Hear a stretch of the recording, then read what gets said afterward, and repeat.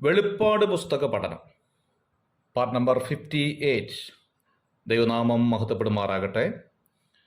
വെളിപ്പാട് പുസ്തകം 19 അധ്യായത്തിൽ നിന്നുള്ള ചില വിഷയങ്ങളായിരുന്നു നാം ചിന്തിച്ചു കൊണ്ടിരുന്നത്. 19 അധ്യായത്തെ രണ്ടായി വേർതിരിച്ചിരിക്കുന്നു എന്നുള്ളതും നാം കണ്ടു.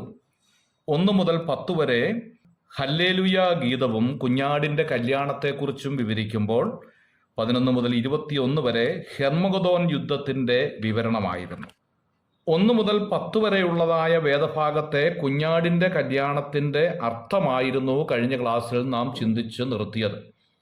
പിതാവിൻ്റെ ഭവനത്തിൽ വെച്ച് കർത്താവ് തൻ്റെ മണവാട്ടിയെ അഥവാ സഭയെ തൻ്റെ ഭാവി നിത്യതയിലെ പരിപാടികൾ ചുമതലപ്പെടുത്തുവാനായി സ്വീകരിക്കുന്ന രംഗവും ചടങ്ങുമാണ് കുഞ്ഞാടിൻ്റെ കല്യാണം എന്നതുകൊണ്ട് തിരുവെഴുത്ത് അർത്ഥമാക്കുന്നത് എന്ന് നാം ചിന്തിക്കുകയുണ്ടായി. 19 അധ്യായത്തിൻ്റെ 7-ാമത്തെ വാക്യത്തിൽ തന്നെത്താൻ ഒരുക്കി എന്ന പ്രയോഗം കാണുന്നുണ്ട്.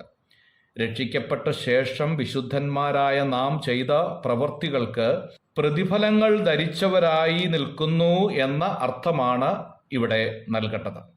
വെളിപ്പാട് പുസ്തകം 22-ാം അധ്യായത്തിൻ്റെ 12-ാം വാക്യം, 1 കൊരിന്ത്യർ 3-ാം അധ്യായം 8 മുതൽ 14 വരെയുള്ള വേദഭാഗങ്ങൾ ഇതിനോട് ചേർത്ത് പഠിക്കാവുന്നതാണ്. ഇങ്ങനെ പ്രതിഫലങ്ങൾ അണിഞ്ഞും കൊണ്ട് നിൽക്കുമ്പോൾ ഒരു മണവാട്ടി അണിഞ്ഞ് ഒരുങ്ങി നിൽക്കുന്നതായി തോന്നുന്നത് പോലെയാണ് യോഹന്നാൻ കാണുന്നത്. 45-ാം സങ്കീർത്തനത്തിൽ സങ്കീർത്തനക്കാരൻ ഈ കാര്യം ഓർമ്മപ്പെടുത്തുന്നുണ്ട്. 45-ാം സങ്കീർത്തനത്തിൻ്റെ 14-ാം വാക്യത്തിൽ വരുമ്പോൾ അണിഞ്ഞു നിൽക്കുന്ന മണവാട്ടിയെക്കുറിച്ചാണ് അവിടെ വിവരിക്കുന്നത്. 19-ാം അധ്യായത്തിൻ്റെ 9-ാം വാക്യത്തിലേക്ക് വരുമ്പോൾ വീണ്ടും കല്യാണ സദ്യയ്ക്ക് ക്ഷണിക്കപ്പെട്ടവരെ കുറിച്ച് വിവരിക്കുന്നുണ്ട്. ക്ഷണിക്കപ്പെട്ടവർ എന്നതുകൊണ്ട് ഇവിടെ അർത്ഥമാക്കേണ്ടത് സഭ എന്ന അർത്ഥത്തിലല്ല. പഴയ നിയമ ഭക്തന്മാരും ദൂതന്മാരും എല്ലാവരും എന്ന അർത്ഥമാണ് നൽകേണ്ടത്. കല്യാണ സദ്യയ്ക്ക് ക്ഷണിക്കപ്പെട്ടവർ എന്ന നിലയിൽ 4 പ്രധാനപ്പെട്ടവരെ തിരിച്ചറിയേണ്ടതായിട്ടുണ്ട്. 1 മണവാളൻ, 2 മണവാട്ടി, 3 സ്നേഹിതൻ, 4 ക്ഷണിക്കപ്പെട്ടവർ. മണവാളൻ ക്രിസ്തുവാണ് എന്ന കാര്യം നമുക്കറിയാം. മണവാട്ടി സഭയുമാണ്. ബാക്കി അവശേഷിക്കുന്ന 2 കാര്യത്തിലാണ് സംശയം പലപ്പോഴും ഉണ്ടാകുന്നത്. സ്നേഹിതനും ക്ഷണിക്കപ്പെട്ടവരും ആരാണ് എന്നുള്ളതാണ്.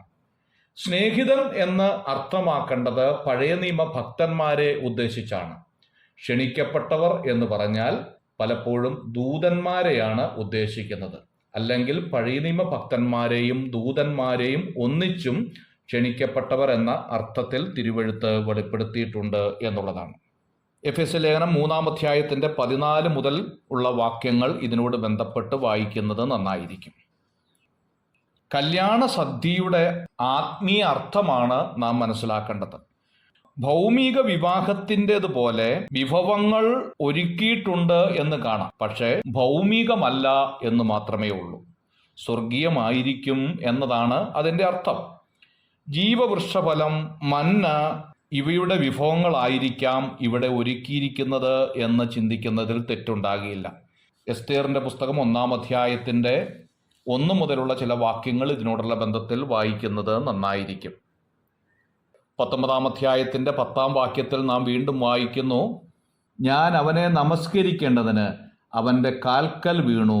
അപ്പോൾ അവൻ എന്നോട്, അരുത്, ഞാൻ നിനക്കും യേശുവിൻ്റെ സാക്ഷ്യവുമുള്ള നിന്റെ സഹോദരന്മാർക്കും സഹഭൃത്യനത്രേ.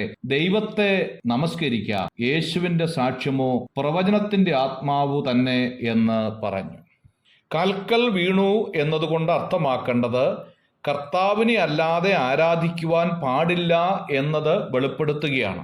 മത്തായിയുടെ സുവിശേഷം 4-ാം അധ്യായം 10-ാം വാക്യത്തിൽ നാം വായിക്കുന്നു, യേശു അവനോട്, സാത്താനെ എന്നെ വിട്ടു പോ, നിന്റെ ദൈവമായ കർത്താവിനെ നമസ്കരിച്ച് അവനെ മാത്രമേ ആരാധിക്കാവൂ എന്ന് എഴുതിയിരിക്കുന്നുവല്ലോ എന്ന് പറഞ്ഞു. അപ്പോൾ പിശാച് അവനെ വിട്ടുപോയി. ദൂതന്മാർ അടുത്തു വന്ന് അവനെ ശുശ്രൂഷിച്ചു എന്ന് എഴുതിയിരിക്കുന്നു. 11 മുതൽ ഹെർമഗദോൻ യുദ്ധത്തിൻ്റെ വിവരണമാണ് നൽകുന്നത്. ദൈവം അനുവദിച്ചാൽ അടുത്ത ക്ലാസ്സിൽ നമുക്കത് ചിന്തിക്കാം. God bless you.